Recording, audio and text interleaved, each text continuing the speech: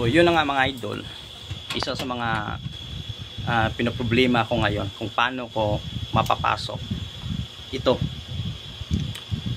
Kasi alanganin naman kung pagpapalit tayo ng handlebar, kasi yung handlebar ng Rossi natin is napakasulid. Ang kumbaga yung thickness na tinatawag niya napakaganda, at saka alloy na siya. So much better na yan yung gagamitin ko talaga. So yun na lang yung isa sa mga pinag-iisipan ko kung paano mapapasok ito, kung meron bang nagbibinta na mas maliit pa nito.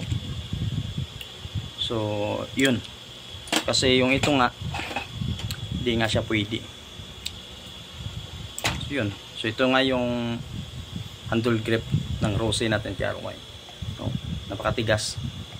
So yung gagamitin ko sana ito, no? Kahit masakit to ang steel, at least yung grip nito, yung rubber is napaka smooth. So hindi siya masyadong masakit sa kamay. Siguro ito lang ang masakit. So yun, hindi ko kasi nakala na steel pala dito. So ewan ko nga, baka nadala lang ako sa pagbili ko nito or sa pag-order ko online.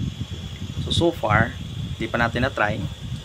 Gusto sana nating ilagay, kaya lang yung problema, hindi natin malagay yung ito, anong tawag nito, sayang. So update ko kayo for the next video kung ano yung pwede nating, or kung na pagkasya ba natin.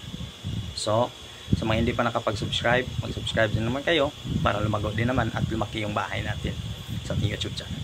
So magandang araw at maraming salamat.